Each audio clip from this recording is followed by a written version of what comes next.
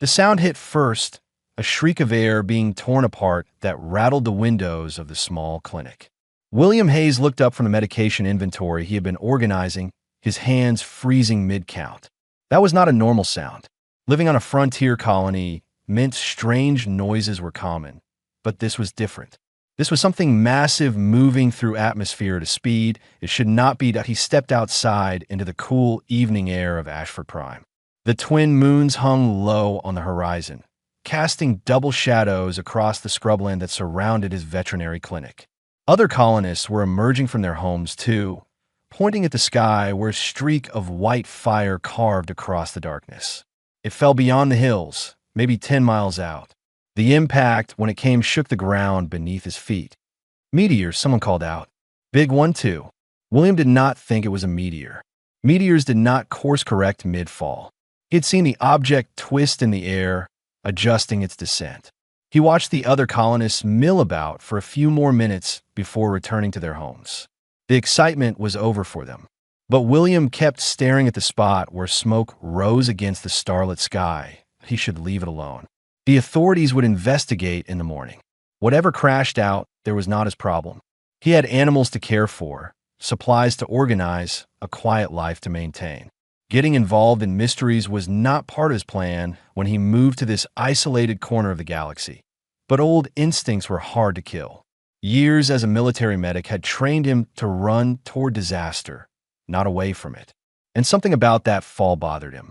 The way it moved had seemed almost controlled, like a wounded bird struggling to land rather than a piece of debris. William cursed under his breath and walked back into the clinic. He grabbed his emergency medical kit, the heavy one designed for large animals. He threw in extra supplies, synthetic blood packets, wound sealant, broad-spectrum antibiotics that worked on most carbon-based life forms. His truck waited outside, old but reliable. The drive took 30 minutes over rough terrain. His headlights cut through the darkness as he navigated around boulders and dried creek beds. The crash site was not hard to find. A trail of torn earth led up a hillside, ending in a crater surrounded by smoldering vegetation. William parked and approached on foot, medical kit slung over his shoulder. The smoke stung his eyes. He pulled out a flashlight and swept it across the crater. His breath caught in his throat that a dragon lay at the center of the impact site. An actual dragon, easily 60 feet from nose to tail, covered in scales that gleamed white even beneath the dirt and ash. Massive wings were crumpled at awkward angles. Blood, dark and shimmering, pooled beneath the creature. William had seen pictures of dragons in old galactic databases. They were supposed to be extinct or so rare that most beings considered them legends. Yet here one was dying in front of him. The dragon's eye opened. Just one, the other was swollen shut. The pupil was enormous and black, surrounded by silver iris that seemed to glow with its own light. The eye focused on him with terrible clarity. William saw intelligence there, and pain, and fear that he should run. Every survival instinct screamed at him to get back in his truck and drive away. Dragons were dangerous. This one could kill him with a breath, even in its wounded state. But the medic in him saw the wounds, the compound fracture in the left wing, the deep gashes along the flank that were bleeding too fast. Without treatment, this creature would be dead by morning. William set down his kit and opened it. His hands were steady despite his racing heart. He had treated plenty of dangerous animals before. Scared creatures lashed out. He knew this. He would have to be careful. Easy, he said quietly, knowing the dragon probably could not understand him. I'm going to help you. Try not to eat me. He approached slowly, watching for any sign of aggression. The dragon's eye followed him, but the creature did not move. Too weak, probably. Good and bad. Good because he would not get incinerated. Bad because it meant she was in critical condition. William knelt beside the largest wound. Up close, the dragon was magnificent despite the injuries. Her scales were not pure white, but held hints of pearl and silver, colors that shifted in his flashlight beam. She radiated heat like a furnace. He could feel it against his skin, but he pulled out wound sealant and began working. The gashes were deep, cutting through scale and the muscle beneath. He cleaned them as best he could, then applied the sealant in thick strips. The dragon flinched but did not pull away. Her breathing was labored, each exhale releasing small puffs of steam. Hours blurred together. William moved from wound to wound, using his entire supply of medical materials. He splinted the broken wing using supports designed for large livestock. He administered pain medication, hoping the dosage was right for a creature this size. He set up in 4 drip of fluids and synthetic blood, jury-rigging the equipment to pierce the tough scales. Dawn was breaking when he finished. His clothes were soaked with sweat and dragon blood. His muscles ached from the strain, but the bleeding had stopped. The dragon's breathing had stabilized. She watched him with both eyes now. The swelling reduced enough for the second to open. Something passed between them in that moment. William felt it like a whisper in his mind, a presence that was not his own. It carried gratitude and surprise, emotions so strong they left him dizzy. The dragon's eye closed slowly, a deliberate blink. Then she slipped into unconsciousness, her massive chest rising and falling in steady rhythm. William sat back against a rock, exhausted. He should feel afraid. Instead, he felt something he had not experienced in years. Purpose. For the first time since leaving the military, since failing his unit, he had saved a life that mattered. He looked at the sleeping dragon and made a decision. He would come back. He would make sure she healed. Whatever she was running from, whatever had hurt her this badly, he would help her survive it. The sun rose fully over Ashford Prime, painting the white dragon in shades of gold. 3 days of lying to his neighbors was wearing on William's nerves. Yes, the crash was just a meteor. No, nothing interesting out there. Yes, he had checked. People in small colonies trusted each other, which made deception harder. But he kept the secret because the alternative was unthinkable. If anyone discovered the dragon, she would become a curiosity at best, a prize at worst. He drove out to the crash site every evening after closing the clinic. The route was becoming familiar, his truck finding the path almost automatically. Each time he approached, his heart rate picked up. Each time he wondered if she would still be there, still breathing. She always was. The dragon had not moved much from where she first fell. Her body was too damaged for that, but small improvements showed daily. The swelling around her wounds decreased. Her breathing came easier. The color of her scales brightened from dull white to something that caught the light like fresh snow on the 4th night. She spoke to him, not with words. William was kneeling beside her, changing the dressing on her flank wound, when her voice simply appeared in his mind. A female voice, ancient and melodic, tinged with pain but also curiosity. "You return." William nearly dropped his medical supplies. He spun a look at the dragon's face. Both eyes were open, watching him with that unsettling intelligence. "You can talk?" he said aloud, then felt foolish. "I mean, in my head, all dragons possess this gift. I am Silvara." A pause, as if she was listening to something he could not hear. "You are William. You carry great sadness." He did not ask how she knew his name. Telepathy apparently went both ways. "Can you read all my thoughts? Only what you feel strongly. Your grief is loud." Her mental voice softened. "You blame yourself for deaths you could not prevent." William's jaw tightened. He focused on the bandage he was applying, wrapping it with more force than necessary. "I'm not here to talk about that. How are you feeling? Any numbness in your wing?" Silvara made a sound that might have been a laugh, a soft rumble in her chest. "You deflect. Very well. The wing aches, but sensation remains. Your medicines work better than expected. Human veterinary science," Williams said. "We have to be adaptable. Earth has thousands of different species, all with different biology. Makes us good at improvising. I know of Earth. A death world, the other species call it. Harsh gravity, violent weather, predators at every level of the food chain." She shifted slightly, wincing. "Dragons have long memories. We remember when your kind first reached the stars. So young, so fierce. We wondered if you would survive contact with a wider galaxy. We are stubborn," Williams said. He finished with the bandage and sat back. "Why are you here? On Ashford Prime, I mean. This is not exactly a common destination."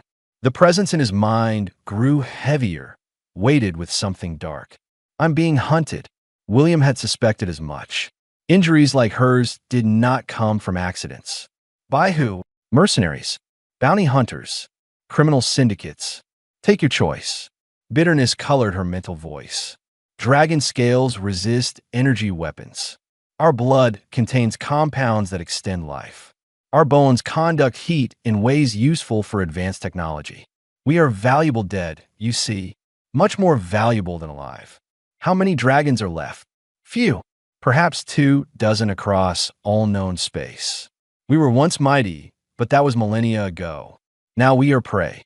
William felt anger rising in his chest, hot and familiar. It was the same anger he felt when he saw animals abused, when he witnessed cruelty in any form. How long have they been chasing you? Months. Across 7 systems. I lost them twice, but they always find me again.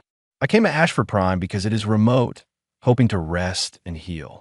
Then my damaged wing gave out. She paused. I expected to die here. Instead, I found you. You are not going to die, William said firmly. Not if I can help it. Why? The question was simple, but carried enormous weight. You do not know me. My kind is nothing to your kind. Why risk yourself? William was quiet for a moment, organizing his thoughts. When I was in the military, I was a medic. My job was to keep people alive no matter what. I was good at it. But during one mission, things went wrong. I lost my entire unit. 23 people dead because I could not save them fast enough. He met the dragon's eyes. I left the service after that. Came out here to get away from it all. Told myself I would just treat animals, keep things simple. But when I saw you fall, when I saw you bleeding out in that crater, I did not think. I just knew I had to help. Maybe it is instinct. Maybe I'm trying to make up for the past. I do not know anymore. But you asked why, and the answer is because I cannot walk away from something that needs help. It is not in me. Silvara was silent for a long time. When she spoke again, her voice was gentler. Your species confuses the galaxy. So violent, yet so compassionate. You wage terrible wars, but weep over injured creatures. The other species do not understand you. We do not understand ourselves half the time, William admitted. He started packing up his supplies. I will bring more medical equipment tomorrow. Prope monitoring de visas. Maybe some food, if you can tell me what dragons eat. I can hunt when I'm stronger. For now, I need only rest and your strange human medicines. William stood and brushed dirt from his pants. The moons were rising, casting their double shadows again. He needed to get back before anyone noticed how long he had been gone. William, Silvara's voice stopped him. Thank you. I have known many species in my long life. Few would do what you are doing. He nodded, not trusting himself to speak. As he walked back to his truck, he felt her presence lingering in his mind like a warm light. It should have been invasive, unsettling. Instead, it felt right somehow, like finding something he had not known was missing. The drive home was quiet. William's hands were steady on the wheel, but his mind was racing. He had committed himself now. A wounded dragon hidden in the hills, hunters somewhere out there tracking her. This was going to get complicated, but for the first time in years, he felt alive. The strangers arrived on the 12th day. William was at his clinic treating a colonist's injured livestock when he noticed them through the window. 3 figures moving through the settlement, asking questions. They wore mismatched armor and carried weapons openly.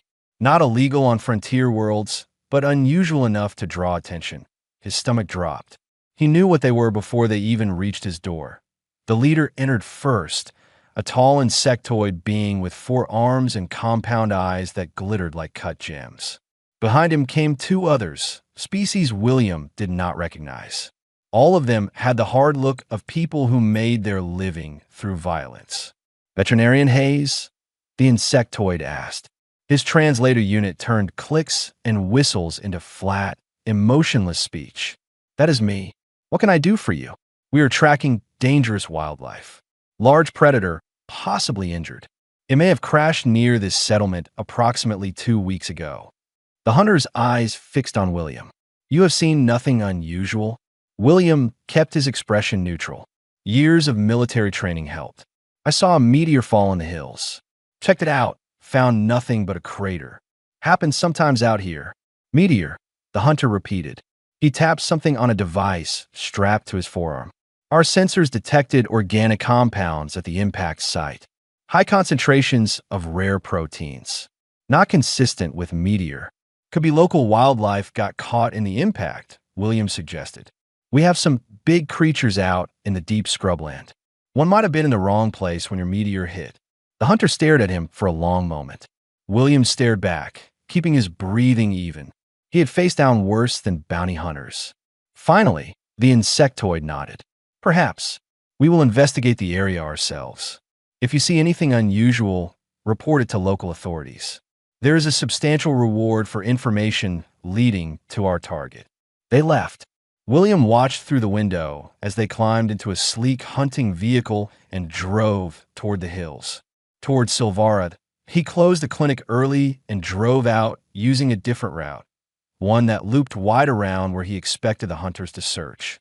His truck bounced over rough terrain, taking twice as long as normal. When he finally reached the crash site, Silvara was alert and tense.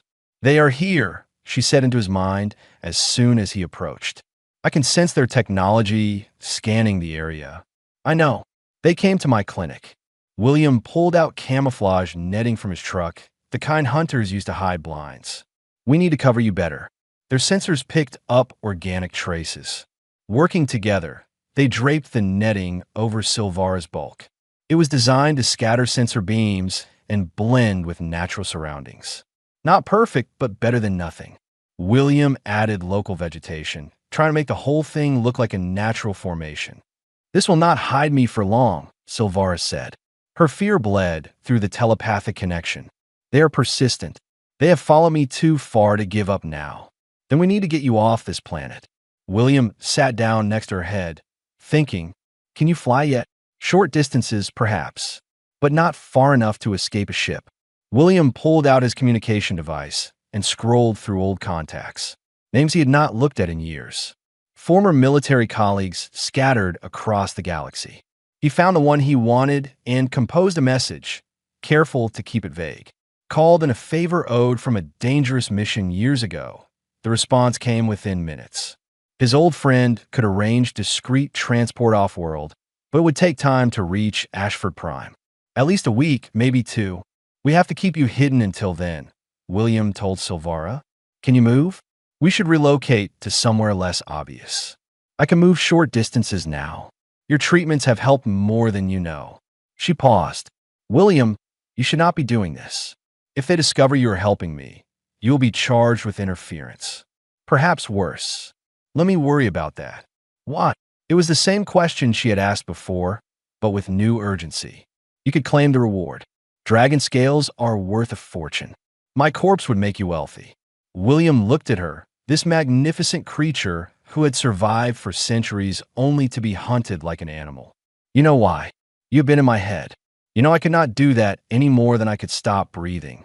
"Your species is strange," Silvara said, but her mental voice carried warmth. "Noble and foolish in equal measure." Over the next 3 days, William moved Silvara to a cave system he knew about, deeper in the hills. It was slow work. She could walk, but not far, and they had to avoid leaving obvious trails. He brought supplies, set up better shelter, installed monitoring equipment to watch for approaching hunters. The hunters searched in a widening pattern. William tracked their movements from his clinic, watching their vehicle through binoculars. They were methodical and professional. They would find the cave eventually dead on the 4th night. Silvara shared memories with him. She opened her mind fully, letting him see glimpses of her life. Cities built on clouds where dragons lived in harmony. Libraries containing genetic knowledge of 10,000 species. Songs that shaped solar winds. And then the fall, as other species grew fearful of dragon power. The hunting began slowly, then accelerated. Ancient beings reduced to fugitives. William shared his own memories in return. Earth, with its blue oceans and green continents. His childhood on a farm, learning to care for animals. Military service, the bonds formed and broken. The mission that went wrong, watching his friends die despite everything he tried. "You carry their deaths like stones," Silvara observed. "But they would not want that. I can see them in your memories. They loved you. They would want you to forgive yourself. Easier said than done. Yes, forgiveness is the hardest magic. She was quiet for a moment. I feel something growing between us, William. A bond that my kind rarely forms with other species. Do you feel it? He did. Every day, the connection grew stronger, the telepathic link clearer. He could sense her emotions even when she did not send them intentionally. Her presence in his mind felt natural now, comfortable. What does it mean, he asked. It means you have become important to me. As important as any dragonkin. Sadness colored her words, which makes what must happen harder. What must happen? When your friendship arrives, I must leave, and you cannot come with me. Your life is here. Mine must be elsewhere, warning what remains of my kind about the hunters. William felt something twist in his chest. He had known this was temporary, but hearing it stated plainly hurt more than expected. We have time before then. Let's focus on keeping you alive first. That night, he slept in the cave beside her, too tired to drive back. Her warmth was like sleeping next to a furnace, but not unpleasant. Before he drifted off, he felt her voice one more time. Thank you for giving me hope again, William Hayes. Whatever comes, remember that you have already saved one life that mattered. You have saved mine. The hunters found the original crash site on the 7th day. William watched from a distant ridge as they swarmed over the location with scanning equipment, taking samples of dried blood and scales left behind. He could see their frustration even from a distance. The trail was days old and led nowhere, but they would not give up. William knew hunters like these, professional and patient. They would search every cave, every valley, until they found what they wanted. He had maybe 3 more days before they reached Silvara's hiding spot. His friend's ship was still 5 days out. Time was running short. He returned to the cave where Silvara rested. Her injuries had healed remarkably well over the past 2 weeks. The wing had mended, though she still favored it. The gashes along her flank were closed, leaving silver scars beneath the white scales. She could move freely now, even fly for brief periods. They're getting closer, she said as he entered. No greeting needed anymore. The bond between them had grown so strong she knew his moods before he spoke. I know. William set down supplies he had brought. Food, medical equipment, and something else. A small data pad loaded with human culture files. Music, art, literature. I thought you might want something to pass the time. Silvara's eyes brightened with interest. More of your species' creations? I have been curious since you share those memories. Over the next hours, William introduced her to human music. She was fascinated by the concept, how humans use sound to convey emotion and meaning beyond words. He played everything from classical symphonies to modern fusion, watching her reactions. This one, she said when a particular piece played. A simple piano melody, melancholic and beautiful. This captures what I feel. Loneliness and hope intertwined. It is called a nocturne, written by a human composer centuries ago. Your kind creates such beauty despite such short lives. Dragons live for millennia, but we create little anymore. We have forgotten how. Sadness washed through their link. We became guardians of old knowledge instead of makers of new things. Perhaps that is why we are fading. William sat beside her, close enough to feel the heat radiating from her scales. You are not fading. You are surviving. There is strength in that. Is there? Sometimes I wonder if survival without purpose is just slow death. Then find a new purpose. You have knowledge the galaxy has lost. Maybe your role now is not to guard it, but to share it. Teach the younger species what you know. Silvara considered this. An interesting idea. Dragons have always been secretive, protective of our wisdom. But you are right. What good is knowledge if it dies with us? She shifted her massive head to look at him directly. You have changed how I see many things, William Hayes. You have changed me too, he admitted. I came out here to hide from life, to avoid feeling anything. But you made me remember why I became a medic in the first place. To help, to matter. I forgot that for a long time. Your guilt blinded you. But I see your truth. You are a healer to your core. Those soldiers you lost, you tried everything to save them. Their deaths were not your failure. War killed them, not you. William felt his throat tighten. How can you be sure? because I have seen your memories, felt your heart during those moments. You gave everything you had. No being could have done more. Her mental voice turned gentle. William, I must tell you something. The bond we have formed, it is called a soul link among my kind. It happens rarely, perhaps once in a dragon's lifetime, if at all. It means our spirits have recognized each other as kin. What does that mean practically? It means we will always sense each other, no matter the distance. Your emotions will echo in me, mine in you. We become part of each other's existence. She paused. I have lived for over 800 years. I have known countless beings, but I have never felt a connection like this. Your capacity for compassion despite pain, your refusal to abandon those who need help, these qualities are rare in any species. You are extraordinary, William, even if you cannot see it. He did not know what to say to that.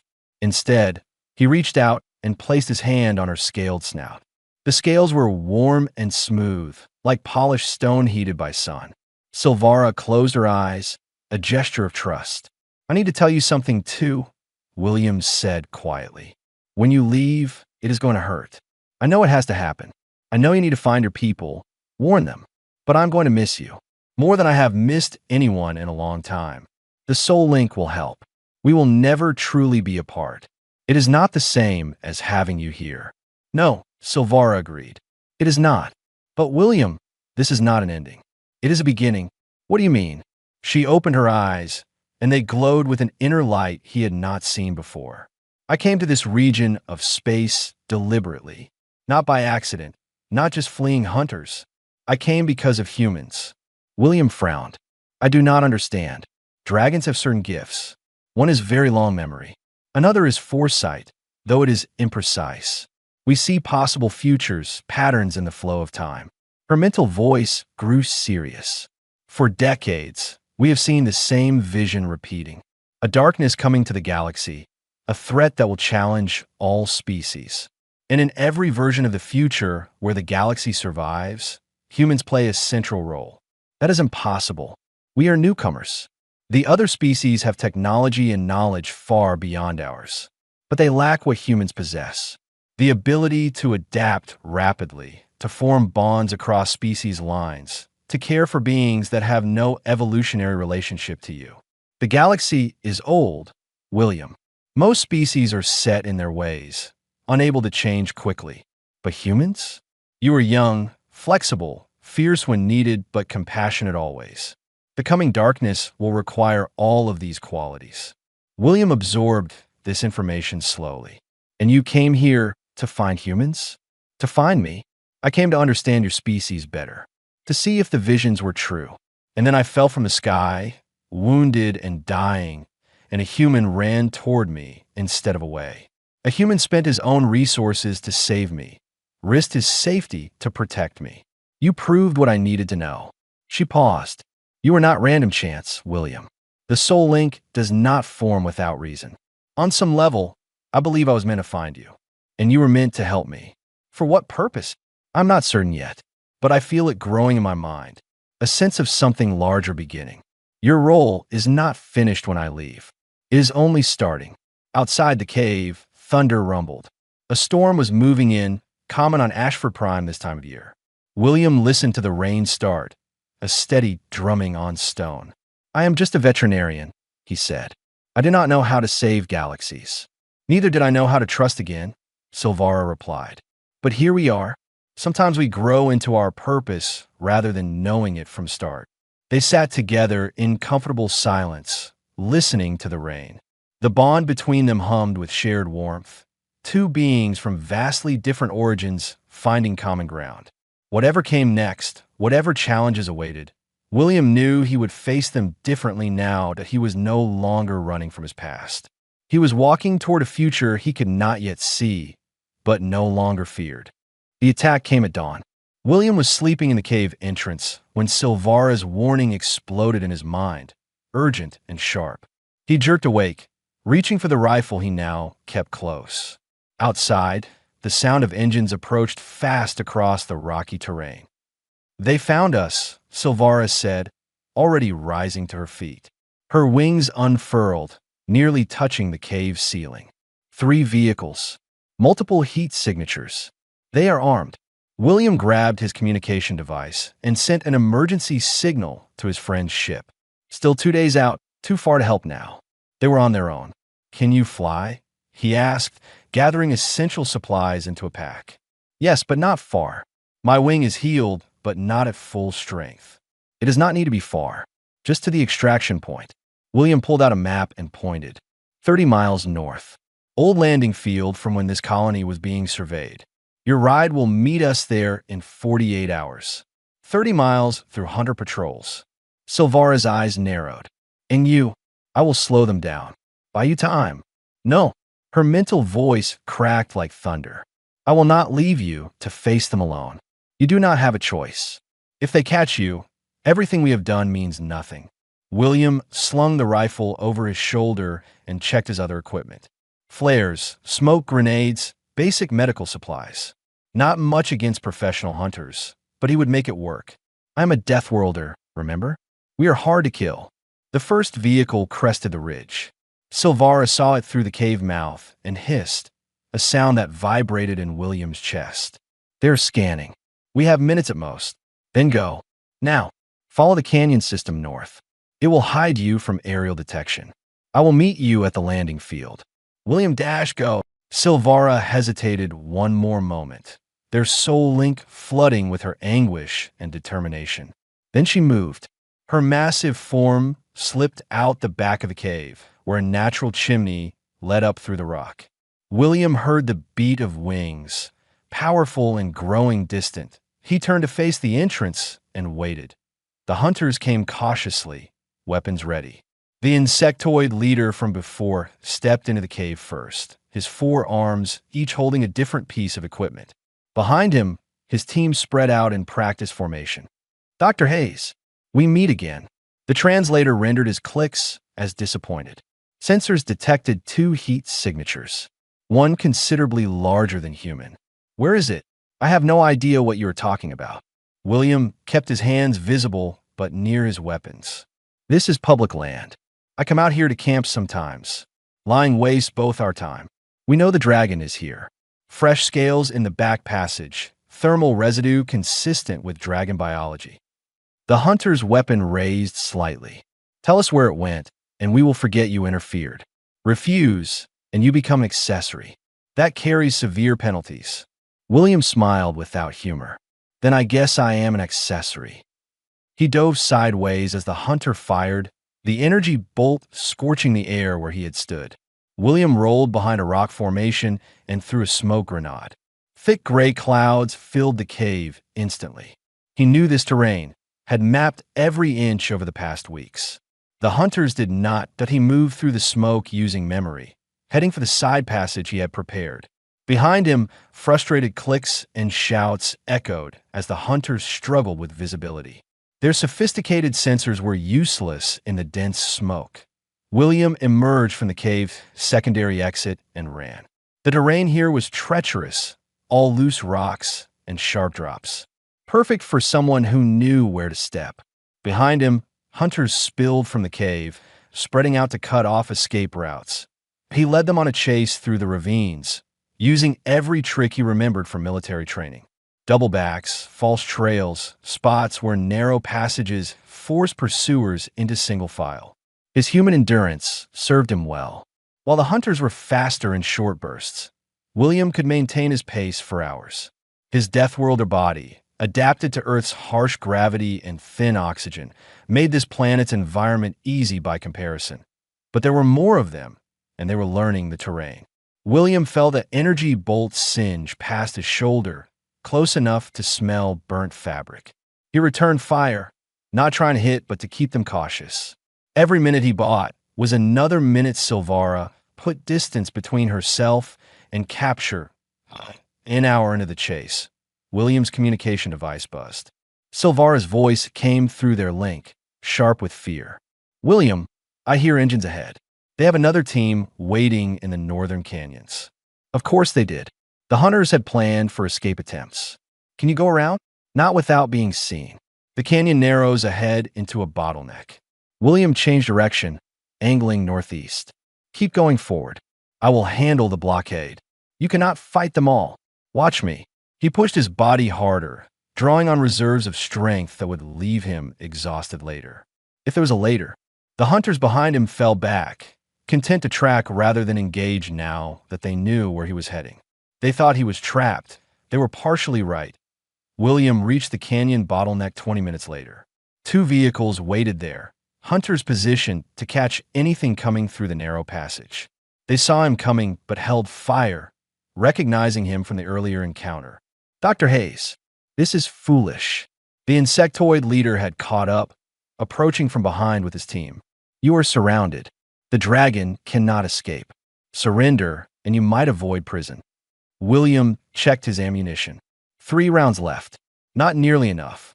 But he also had the flares, and an idea born from desperation. "You want the dragon that badly?" he called out. "Come get her." He fired a flare straight up into the sky, the bright red star arcing high above the canyon. The hunters looked up, confused. Then Silvara came. She dropped from above like a meteor, all white scales and fury. Her roar shook the canyon walls, a sound that bypassed ears and resonated directly in the chest. The hunters scattered as she landed between William and the blockade, wings spread to their full impressive span. "I thought I told you to keep going," William said. "I do not take orders well," Silvara replied.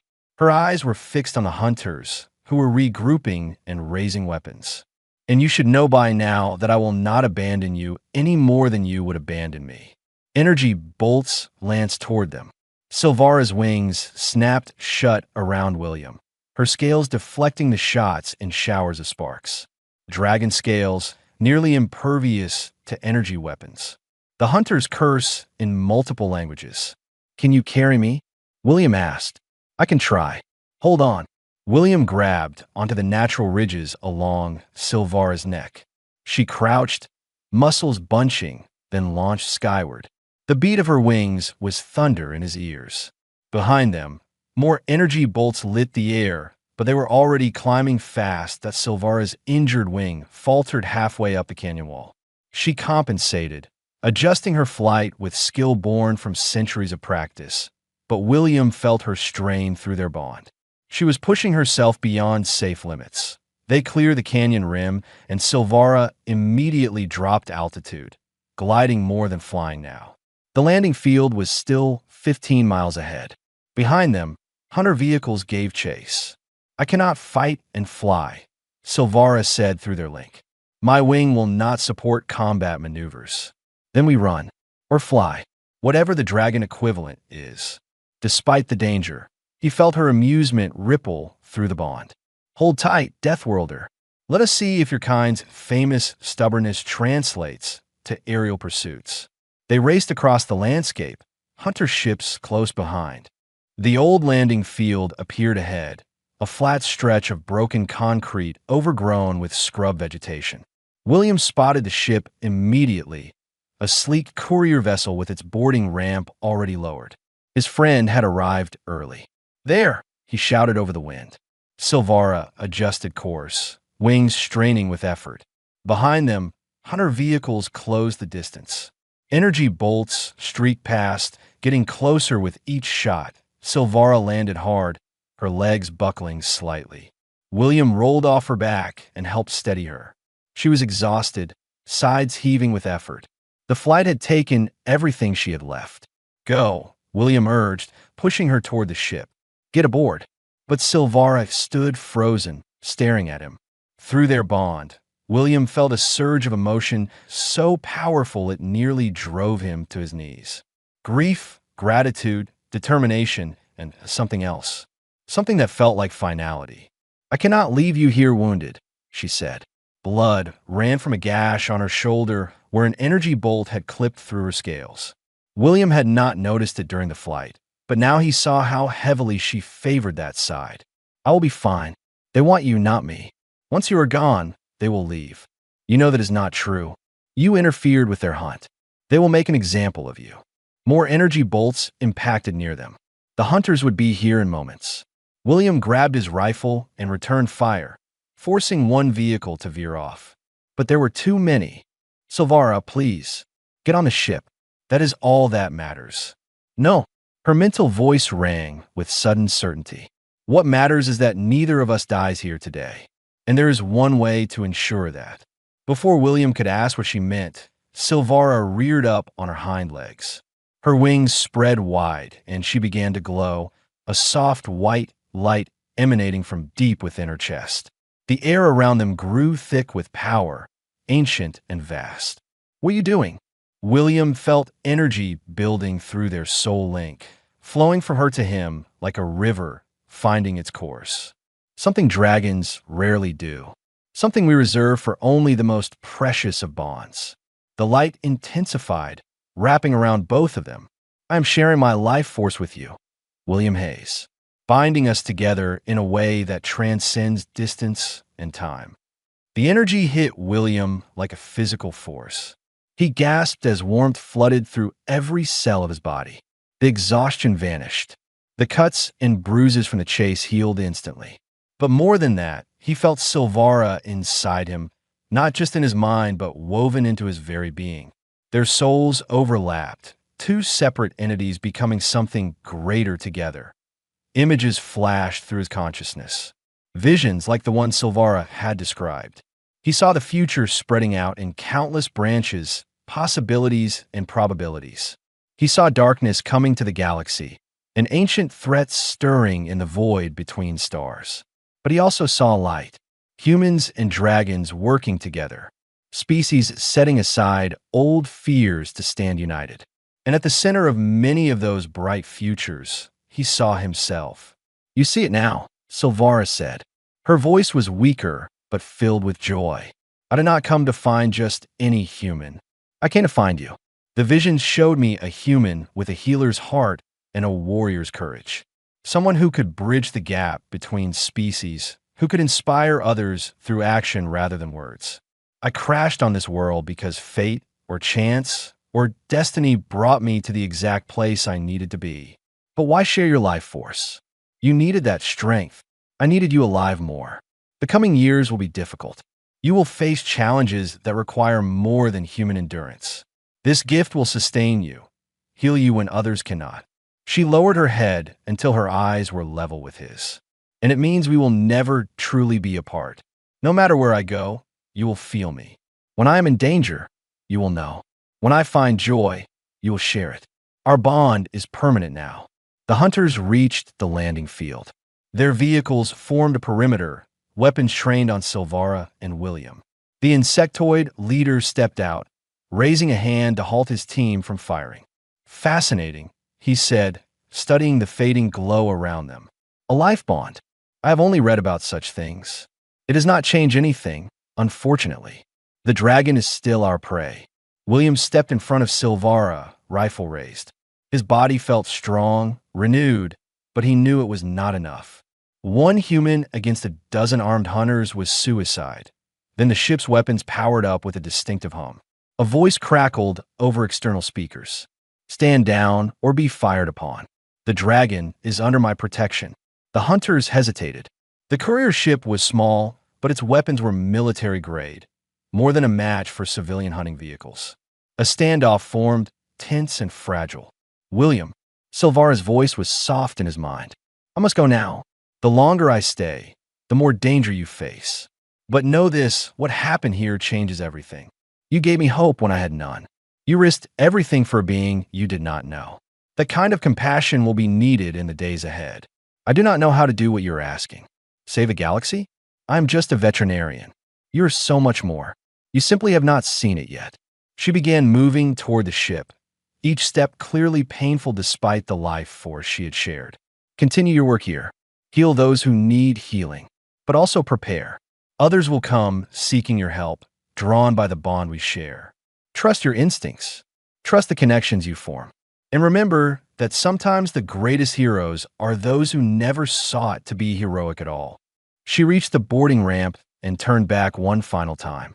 Their eyes met across the distance. Through the soul link, William felt everything she could not put into words. Her centuries of loneliness ending in these brief weeks. Her gratitude for his simple, uncomplicated kindness. Her absolute certainty that he would do great things, even if he could not see it himself. Goodbye, William Hayes. Thank you for showing me that compassion still exists in this galaxy. Thank you for reminding me why life is worth fighting for. Goodbye, Silvara. Stay safe. Find your people. She climbed the ramp. The ship's engines roared to life. The hunters watched, weapons ready but uncertain. They could shoot down the ship, but the cost would be high. After a moment of calculation, the insectoid leader lowered his weapon and signaled his team to stand down. One dragon was not worth a war with whoever owned that military-grade vessel. The ship lifted off, rising fast into the purple-tinged sky of Ashford Prime. William watched until it became a distant star, then vanished entirely. But through the soul link, he still felt Silvara clearly. Her presence wrapped around his consciousness like a warm embrace. I can feel you. Her voice came to him across the void. So clearly. It's like you are still standing beside me. I know. I feel you too. Then we are never truly apart, no matter where our paths lead. The hunters packed up and left. Their prize escaped. They did not arrest William. Perhaps they recognized that some battles were not worth fighting. Or perhaps they saw something in his eyes that made them wary. Either way, they departed without another word. William stood alone on the abandoned landing field as twin moons rose overhead. He should feel empty. He should feel the loss of her physical presence like a wound. Instead, he felt complete in a way he had never experienced before. The guilt that had haunted him for years was gone, burned away by Silvara's absolute faith in him. The sense of purposelessness that drove him to this isolated colony had transformed into clarity. He understood now what she meant. This was not an ending. It was a beginning. Over the following months, William expanded his clinic.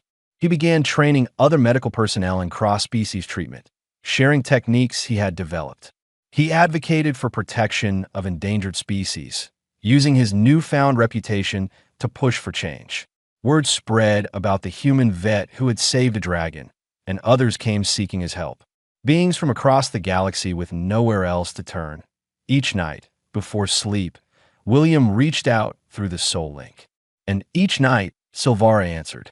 She had found other dragons, warned them about the hunters. They were organizing, preparing for the darkness she had foreseen. And when that darkness came, they would not face it alone. William looked up at the stars one evening, 6 months after Silvara's departure. Her presence hummed in his mind, content and strong. She was out there somewhere, doing her part, and he was here doing his. Thank you, he whispered to the night sky, knowing she would hear. Her response came immediately, filled with warmth and certainty. No, William, thank you for everything, for showing me that even in the darkest times, there are still beings worth saving, worth believing in. You changed me forever, and I suspect I changed you too. She had. William smiled and returned to his clinic, where patients waited. His isolation was over. His purpose was clear. Whatever came next, he would face it knowing he was not alone. He carried a dragon's strength in his veins and her faith in his heart. That was enough. That was everything.